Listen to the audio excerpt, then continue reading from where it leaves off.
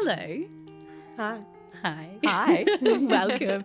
We've got Caity and we've got George. We've got the other Caitlin here today. Another the third Caitlin. The best Caitlin. Yeah. Controversial That's what from we the all get-go. say, isn't it? Controversial from the get-go. Well, welcome to the Hi. podcast. I'm very excited. I'm excited too. Yeah, I've been listening along and loving it, so it's good to be here. I love know. it. Yeah, same. But we've got you here today because we are talking all things parent coaching today. And initially we brainstormed this as like challenges with parent coaching, and still that might be what the title is. I don't know. Yeah. We haven't finalised those details yet, but we will be talking about parent coaching as a whole. And yes, that means talking about the challenges we might face as clinicians, but also why on earth we care about parent coaching. Why we do it. Yeah. And it's a huge part of Kid Link, I suppose. We are very family-centred here, and we recognise the weight parent coaching holds, but also the weight that parent confidence and competence holds in their child's therapy journey as well. So we have got you here to talk about all things parent coaching. Wonderful. Perfect. So I'd love to sort of get your thoughts, I guess, to start off with around parent coaching versus parent education or psychoeducation for parents and caregivers. What's the difference and why do we care about it here at Kid Link? Well, I think like we at Kid Link, we've done all of the coach approach training from Jackie Snyder, which has given us all like a really good skill set like off the outset. And I think it's really important to differentiate between parents that coaching is about supporting them to use the knowledge that we've given them, compared to parent education is giving them the knowledge on the outset. Yeah. So I think that's probably one way that I kind of differentiate the two of them. I'm like, you've got ideas in there. You've got strategies that are going to work in your house with your family, with the siblings of the child we're working with the grandparents, with the aunties, whatever it is. Yeah. You need to make whatever we're trying to recommend work in your house. And so I think coaching is really good to be tailoring to a family. Yeah. Once we've given them that kind of fundamentals of this is what, for example, this is what anxiety is and what it means. Yeah. But how do you put in an anxiety strategy in your house? Well, you're kind of I feel taking like that coaching helps with that. generalised info that you might have given them for, sessions or terms or years and going, all right, how do we actually make it work in your family unit? Completely. Yeah, and it's helping them to actually access some of the knowledge that they already have as well. And I guess I've got a bit of an interesting experience in that I previously worked at a different sort of pediatric practice where there wasn't that emphasis on parent coaching. So I think I really value it because I can see how powerful it is as a tool, as a therapist as well. And we found it so powerful that we decided to kind of add it as a service for us in terms of actually offering, yes, we do parent coaching in individual therapy sessions, but for some of our parents, they were identifying we want more. So we've introduced parent coaching as an add-on for some of our kids that we're seeing in terms of fortnightly parent coaching sessions where they have a specific goal around their role as a parent or caregiver. And it can really complement your sort of child sessions where, you're working on a specific goal with the child as well. Yes, It gives you more time. Yeah, I especially think, especially on that time point, something that I say in like every intake, and I know that a lot of the team do is, 45 minutes out of a fortnight is a really small amount of time for that to be the only time your child is practicing your skills that we're learning. If we are facilitating the parent to be the OT in their own home or the caregiver or whoever that might be attending those coaching sessions, it is the evidence supported to be best implementable at home and get more bang for your buck, I guess, as well. And I think that we really set families up to know that that's our expectation as clinicians as well, because I definitely know there are OTs and other allied health services that might not be a family-centred model, or they might do therapy very different to how we do it, and not to say that that's not working for them at all. But for us, we've really found that if we're seeing kids on a fortnightly basis, just sitting with the kid for that 45 minutes and doing some kind of activity with them without any kind of coaching with the caregiver around the why and what we're trying to achieve with that. Because a lot of the time on the surface, what it looks like we're doing is not aligned with the real true goal or purpose of that activity, is it? Yeah. So I think that, What do you mean you want me to play Hungry Hippos every day? Yes, Like, exactly it's not about right. Hungry Hippos. yeah. So I think we as a service really put a lot of value. Yeah, and on I think this. it really helps parents to begin to reflect and to continue reflecting on their own outside of sessions. There's actually a quote, and I am known for kind of butchering quotes throughout Kid Link. Notoriously. Yes, but it was a quote that was within the Jackie Snyder Coach Approach training, and it is something like, give a man a fish and he will eat for a day. Yeah. Teach a man to fish and he will eat for a lifetime. Yeah. So You did got I that get that right? perfect. Stunning. You got that? Yes, Perfect. I'm Well so done. proud of myself. But I think that really encompasses coaching really well, Yes. and also what it is, but also the benefits of coaching as well. Yeah. And I don't know about you guys, but I often, and it's been just being part-time and the nature of my clients at the moment, I haven't done an intake session for quite some time, but I feel like I often really start off with that. My aim is to almost do myself out of a job here. Exactly. That I want That's how I you to picture it. feel Yeah. so confident that you're like, I don't need you anymore, and that's a good thing.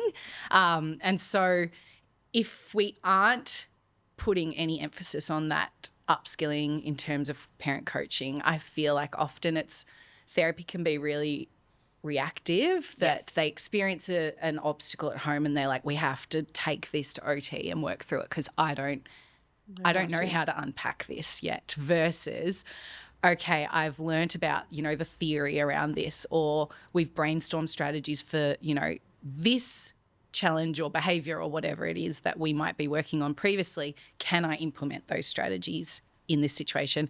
And hopefully then the parent coaching session is more like, this happened, I did this. Yes. This is what I saw.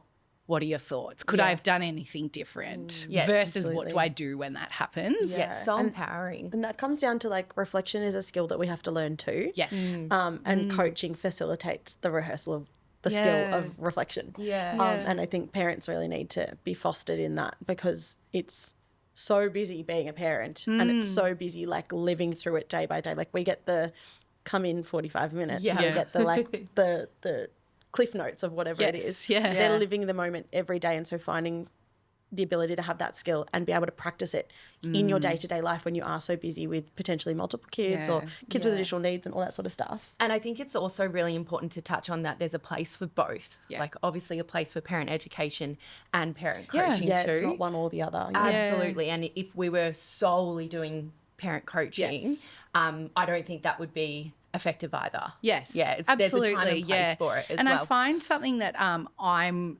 really, and I definitely did not used to do this. I used to just info dump on parents and be like, have you heard of this? Do this, blah, blah, blah, blah. But I'm really trying to be mindful of that, yes, parents are generally the experts in their child, even if they don't necessarily feel that, because they often look to us and say, you're the experts in children broadly. But I will be very mindful to really open that platform to say, like, can you tell me what you know about this already? Because I don't want to teach you something you already know.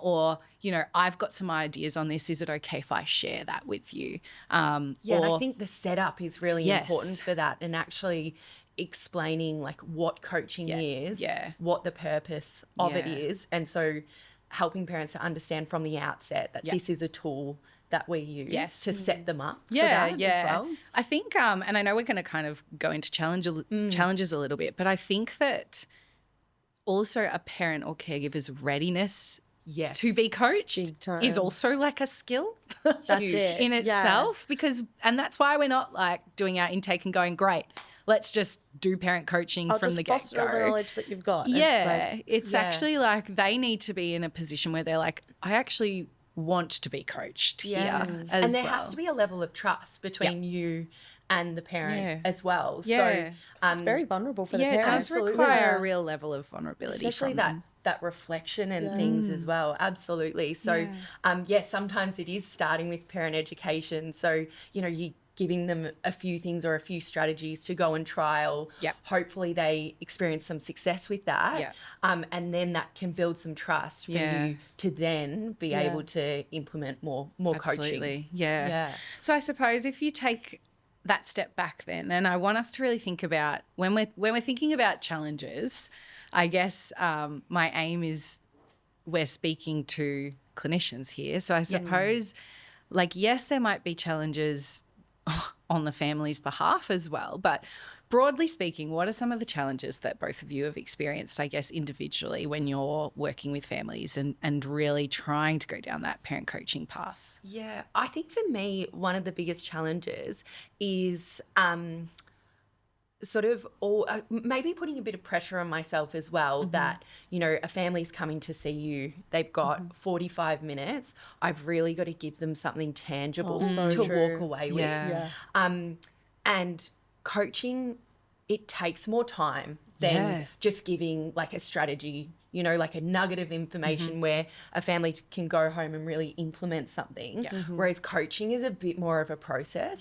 So when families want, I guess, quick results, and, you know, you're really wanting to achieve, you know, a particular goal, that's something that I can find challenging when, you know, yes, coaching is going to be more of a lifelong skill. It's going to develop their skills and confidence. And support transferability across every recommendation. Yes, absolutely. But it's also going to take a bit longer as well. And I feel like it's something that clinicians, if they're experiencing that,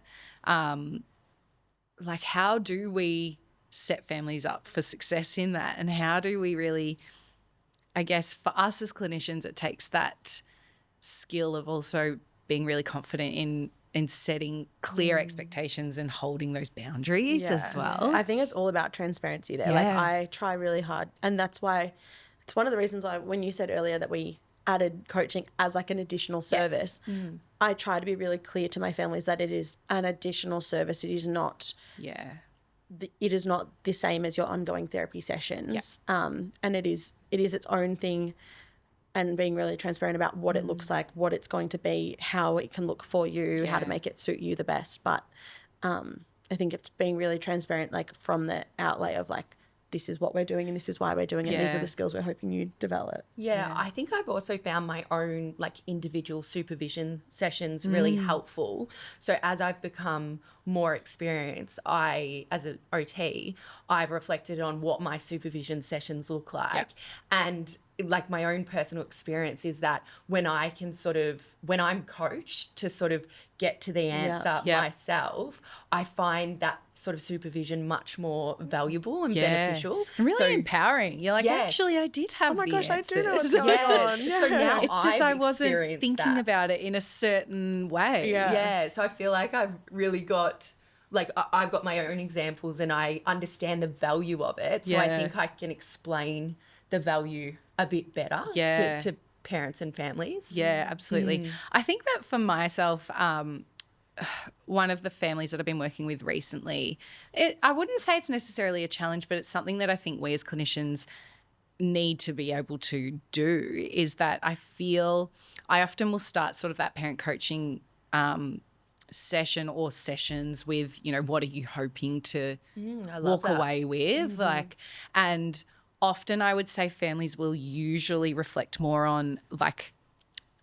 either an increase or a decrease in the behaviour that they're seeing versus an increase in skill, whether that be in their child or themselves. So an example is one of my families was talking a lot about sort of motivation for their child to engage in daily routines. They're like, I want him to be more motivated to do these things and do them independently. And through that kind of conversation, we found really the skill that I can kind of support mum with is building her confidence in collaborating with her child rather than just trying to stick strategies in place. And she's like, actually, I think that would be really helpful because it's not just going to help with this one specific obstacle that we're facing. It's like if I can figure out how we can actually collaborate as a team, that would open a lot of doors for a lot of things as well. Yeah, and it's going to support the child across so many different, like their whole lifespan, really. Yeah, hopefully. Yeah. That's the aim, Childhood. isn't it? Yeah. What about you, George? What sort of some challenges you've come up definitely against? think there's a big, and this comes to like picking the right time and the right place for the right family. But I think it can be really tricky if a family is not super like self-aware about like potential diagnoses in the family or their own experience of being parented and their own maybe like biases is the word I'd use. Like if there's a parent who is having a hard time like being self-aware about the role that those things are playing in how they're responding to their child, it can be really hard as like adult to adult to be like, maybe you've got to evaluate whether things are not going well because you need to like develop your skills and things like that. And I think that it can always be a little bit uncomfortable as it's different when you're talking about, oh, your kid, we can teach your kid how to do this, when you're being like, oh, maybe you need to look at this a different way and accept that things might be a bit harder or things might look a bit different in your house, and that might be what it's going to look like. I think when families are having a hard time grappling with that, it can be hard as a therapist to facilitate coaching with those families. It's kind of like that classic, come into therapy and fix my child sort of mentality. Yeah, that's exactly what I'm thinking about. Yeah. I was going to say that's what it sounded like to me. Yeah. So, which can be really hard. Yeah, and I think that's where that like level of trust really. Yes. Yeah, that totally. we're saying this to be kind, that we're not saying it to make you feel any level of guilt or anything like that. It's and we're actually all on the same team. Yes. Like we're working towards. Yeah, and I think another thing that I took away from, I know a lot of our OTs on the team from Jackie's coach approach is that she talks a lot about making the invisible visible. And so sometimes we may be thinking something that we're like, oh, is this like, should I say this? Is it going to go, pear-shaped if I bring this up? Yeah. And I know you and I have had quite a few conversations recently, George, for one of your clients around like there's something that needs to be said, but it's a really hard thing to say. Yes, and how I say it could land very differently. And it'll really impact the way that the family receives it. Exactly and right. potentially fracture the therapeutic relationship if they don't receive it in the way I intend it. Yes, but that's also something that you and I have talked about, like it is something that needs to be said. Yes, yes. And if we don't say that thing, it's not going to, like it therapeutically and ethically, it's not going to sit right. So it's finding that balance of, when we have those thoughts as clinicians and we use our clinical reasoning and we're like, yes, this is something that I need to make visible for the family, but it sometimes really relies on us doing it in a certain way or really thinking about the delivery. I think that can be really a hard skill to learn. Yeah, and I think you can also be like, putting yourself in their shoes as well and thinking about, hey, I would really want to know this information as well. 100%. But also setting up that relationship for the family, that, if there's something that they need to discuss about, therapy or how as a therapist you might be approaching therapy or, saying, hey, like I'm open to feedback too as well. I think that can be helpful too. Yeah. And this like making the invisible visible can be, like George and I are being very vague in a conversation we've been having, but it was like it's quite a like a critical conversation that needs to be had. But also it can be in reflection if we're thinking about parent coaching sessions. I think something that will come up frequently for clinicians is you giving that parent or caregiver some kind of homework, I suppose, and them coming back and reporting not having done it. That's something we experience as therapists all the time. Instead, and like early years, Caitlin, I definitely would have been like, that's okay. Like, I get it. But I'm also really working hard on trying to, ask helpful coaching questions. Like, I hear that you didn't get to that. Like, what can you tell me a little bit about what you think got in the way of that? Because that was a really important thing for us to implement. So how can we kind of work on that so that next 2 weeks looks different for Yeah, you. absolutely. Because we give homework for a reason. That's it. I try to have that, like, if it's not working for you, it's my job to change it, but it's your job to tell me it's not working in the first exactly place. right. Because again, it's like that transparency. Yeah. It's just you got to have things out in the open. Yeah. Exactly. Yeah, and how can we work in a little better with your routine? Yeah, exactly. If this is going to be unachievable for you, like, let me know about it. Yeah, absolutely. Yeah. I was just thinking as well, another challenge that's sort of come up for me recently in parent coaching sessions is that, and it's really good, I've got a family where both parents are now joining and attending, which is great. But what I've found a little bit tricky is that one of the parents I've been seeing for quite some time. Yeah. So I guess their level of knowledge, balancing the pre-existing knowledge. that's it, and their understanding, but also our rapport. Yes. So it looks different for both parents, and Yeah. it's I'm finding it challenging to ensure that I guess it's beneficial for both of them.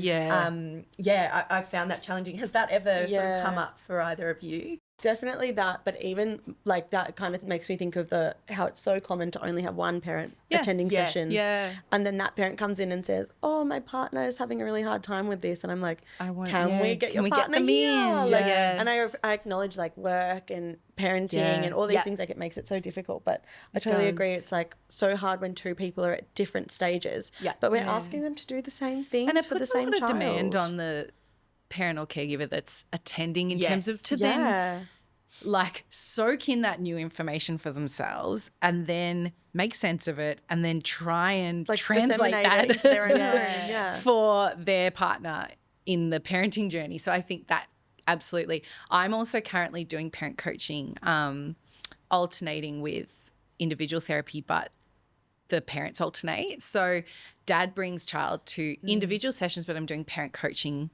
with mum. Yes. Oh, cool.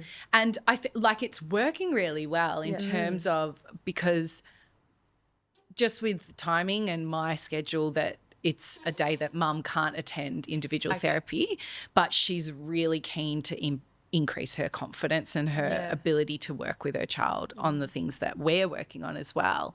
And that's working really well. But on the flip side as well, there's definitely still challenges, because I will kind of reflect in individual therapy. I'll be like, with mum, we were speaking about this in our parent coaching sessions. You got to try and bridge it all together. And then dad's like, oh, I've got a different perspective on that, or I see it differently. And it's like, okay, well, how can I then like adjust it to meet both needs in that context? And I've actually found that in the situation I was talking about before, a bit of a win as well, because something similar has happened where both parents have actually realised upon reflection that they've actually got quite different expectations of their child, and potentially that might not have come to light without those parent coaching sessions. So I think that's been really helpful in terms of understanding, and they've actually been able to reflect on, actually this is probably a little bit confusing for our child as well, and maybe we need to, and I don't think they were aware of it either, so maybe we need to try and sort of meet in the middle a little bit more, so that expectations are much clearer for the kid as well. I love that little segue, Caity. Wins. Because I'm always thinking, I know. That was a perfect little linker. Well How done. do we get that in there? Nice. Wins of parent coaching. And I think obviously de-identified, but if you've got like little specifics, great. I mean, when I think about, like, I've got one particular family that I've been working with for quite a few years now, and mum always brings like a notebook to therapy sessions and stuff, which I absolutely love, because I really feel like she's reflected on how she learns best. And is invested. Absolutely. But we'll also, now we're kind of at that point where they'll come to therapy and they'll present an obstacle that they've experienced, but she'll usually reflect on, this is what I did. This is, I thought about what you had said. And it worked. and your job is and it's done so funny here. because I'll be like, whoa. And she's like, I know, like I did what we talked about and it worked. That's so awesome. So she can have a little bit of like laughter around that now, around So like, good. I can actually see how the parent how good is a coaching, therapist? how the parent coaching has actually had some tick, tick, success. tick. And I will say that like that's few and far between sometimes as well. But I think that that's a really like for a parent to be able to actually see the wins is huge as well. Whether that be a small win or a big win. Yeah. I think it takes a long time for parents and Yes. caregivers to be able to reflect and go, it worked. Yeah. And Especially why when- did it work? Yeah, and especially when we're working with clients who have lots of different goals, and sometimes when families come in, it can feel a bit, Yeah. problem stacking. Yeah. So, yeah, I think that's such a win. Yeah. And that's not to say that family still doesn't have things that that mum and dad are like, we still want to learn more about this or this has come up. But I think it's when I think about that particular family, I'm like, that's a really good example of that they've really committed to the process. They've really thought about how we learn and how we're going to apply it. They've tried applying it in multiple different ways and contexts, and they can now reflect and go, okay, we had success there, or if we didn't, why maybe it wasn't successful that time. Yeah. I've had some I've got a family that I can think of that I've had a lot of wins with.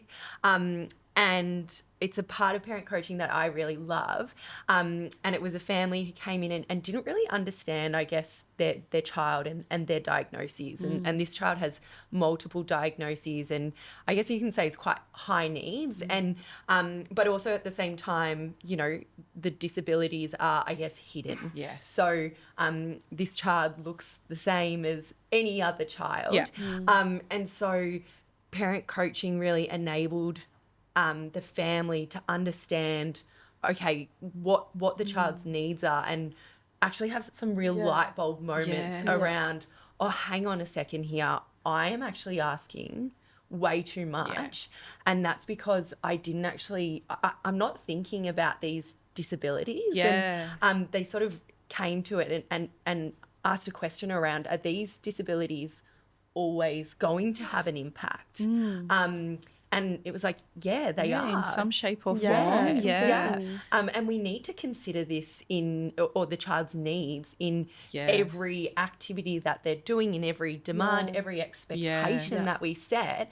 And you could really see that they were having these light bulb moments. Yeah. And I Cogs were think- turning. Yes. Even and when you're sort of saying the child's needs, I know that when Jackie and Danny and Mads did the co-regulation episode, they were talking a little bit about that even learning to know what your child's needs are is a skill that lots of Absolutely. parents, it's not necessarily something, because what we think our child needs versus what our child actually needs in any given moment is often a real detective game, isn't it? And particularly when, potentially families have other children who have had totally different needs. Yeah. And so sometimes what you can see is that, they think, well, if my other child can do it, well, why can't this child do it? Yeah. But we know and we can support them through coaching to understand that needs are so individual. Yes. Yeah, I love that totally. example. That's a great one. I feel like if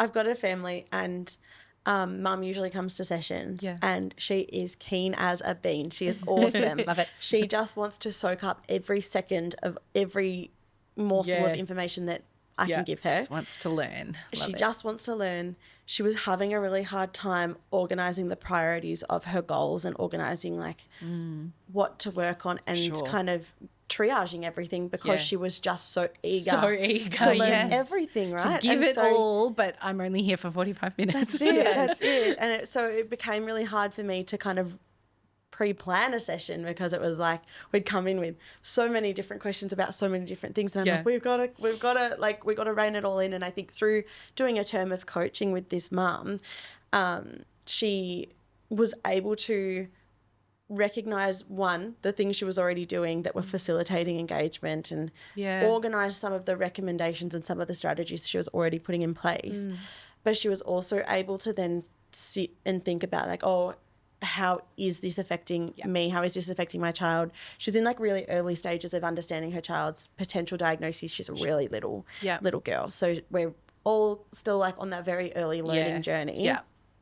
But coaching was a real opportunity to give mum the space to be like, it's okay if we don't touch everything right now. Yeah. But through these guided questions, I was able to support her to work out like, oh no, this is first. Yeah. And this is impacting me and my ability to do all the other things that we're talking about. Yeah. So I think that was a real like, it doesn't necessarily have to be the strategy. The strategy is finding the strategy. Yeah. It's like finding a goal can be the goal of coaching. And sometimes it's the journey as well. That's it. I should note on that as well that sometimes as therapists we also don't have the answers. A lot of the time as therapists. Actually, that doesn't happen to me. I wish, and I say it to families, I'm like, right, I wish I had a magic wand for you Let me now. ask someone else. But I think coaching also really allows you to have that space to be like, that's really interesting. Yeah. Yes. Like, I don't have an immediate answer for you, but I think that we can work this out together. Yeah. And let's just sit with that for a bit as that well. you give me your expertise on your child. I will bring to the party what I know about, children and the theories and all of that. And we'll give it a go together. Yes, absolutely. And also, like, as a therapist, taking pressure off yourself to not have to feel like you're constantly giving something. Whereas if you really only have that parent education tool in your toolbox, sometimes you can be like, oh, I need to whip out all my knowledge. And sometimes you can really have some self-doubt around that as well. So on that note, I think if any of our listeners are sort of sitting with that uncertainty of parent coaching, I know that we as a team would really encourage them to firstly look into perhaps doing the coach approach training with Jackie Snyder. I think both clinically and personally that's been a really huge developmental leap for a lot of us in terms of even, we, like you said earlier, Caity, that we use coaching a lot in our own personal supervision as well and that kind of thing.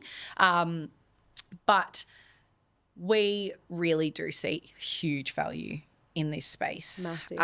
And so we hope that today's episode has really helped clinicians maybe feel a little bit more validated when they're like, oh, I don't really. It feels a bit uncomfy to sit in not just give. Yeah. Especially if, it takes longer to achieve those goals through that process and that kind of thing. But also hopefully they can take from this as well that there will be either small wins or big wins along the way. And you can also still feel uncomfortable with it, even despite how experienced you might be. 100%. With coaching Big too. time. Yeah. Well, thanks for joining me. Thanks for having us. Congratulations, first steps. Well so done. much fun. Please come Double back. debut. Please have me back. I know, They'll be rushing off to hopefully put their names down to some new topics for next term as we plan for that as well. But hope to see you again. Thank you so much. See you later. See ya. Bye.